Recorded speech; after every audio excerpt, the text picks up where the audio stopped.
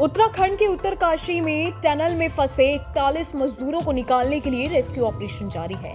एक हफ्ते से ज्यादा रेस्क्यू ऑपरेशन में लगी तमाम एजेंसियां, एनडीआरएफ, एसडीआरएफ और नेशनल हाईवे की 200 से ज्यादा लोगों की टीम, जो लगातार 24 घंटे रेस्क्यू में जुटी हुई है। ताजा अपडेट की बात करें तो सुरंग में फंसे मजदूरों को बाहर निकालने के लिए ड्रिलिंग कर रही अमेरिकी ऑगर मशीन के सामने एक फिर बाधा आई। 4:30 बजे मशीन से करीब 24 घंटे बाद फिर ड्रिलिंग शुरू की गई, लेकिन फिर ऑगर के आगे लोहे के पाइप आ गए। मजदूरों को निकालने के लिए टनल के अंदर एक स्टील का 3 फीट चौड़ा पाइप ड्रिल करके डाला जा रहा है। इस पाइप के सहारे मजदूरों को एक एक करके बाहर निकाला जाएगा। लेकिन बुधवार शाम रेस्क्यू ऑपरेशन के दौरान टनल के बाहर मौजूद भीड़ मजदूरों के बाहर निकलने का इंतजार कर रही थी। तभी अचानक कुछ ऐसा हुआ कि सबकी सांसें अटक गई। दरअसल स्टील के जिस पाइप को टनल के अंदर डाला जा रहा था, उसके सामने लोहे की रॉड आई। ड्रिल मशीन बंद हो गई। यहां से महज कुछ मीटर की दूरी पर ही मजदूर फंसे थे।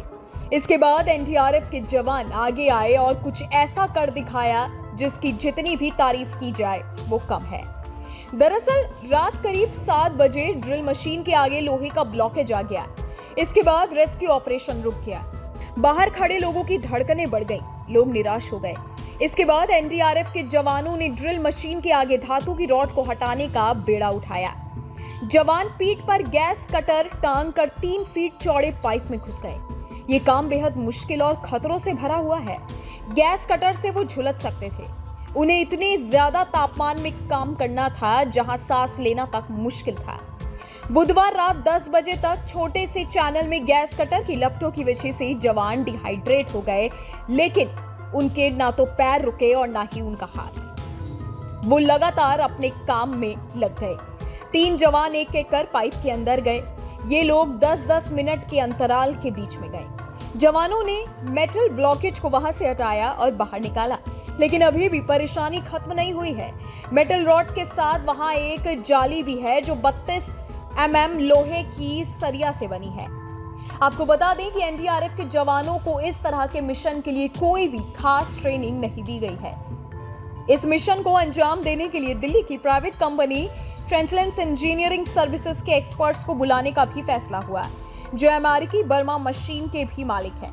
खबरों के मुताबिक कंपनी के तकनीकी टीम के सदस्य का कहना है कि प्रवीण और बलविंदर एनडीआरएफ टीम के सहयोग से 45 मीटर लंबे पाइप के रास्ते के अंदर रेंगते हुए गए। उन्हें खास तरह के मास्क और ऑक्सीजन सिलेंडर भी दिए गए थे।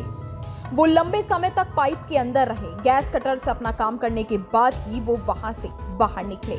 हालांकि प्रवीण को कुछ मेडिकल अटेंशन की जरूरत थी, लेकिन अब उनकी हालत ठीक है। खबरों के मुताबिक एनडीआरएफ के एक सीनियर अधिकारी का कहना है कि हम एक समय पे सिर्फ एक ही इंसान को अंदर भेज सकते थे। यहाँ हर कोई अपना बेस्ट देने की कोशिश कर रहा है।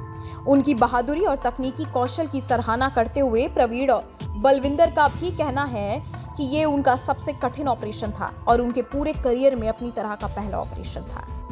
बाद में सीएम पुष्कर सिंह धामी ने भी उनसे मुलाकात की और कार्यक्रम स्थल पर संबोधित लोगों के सामने उनके नामों का उल्लेख करना सुनिश्चित किया।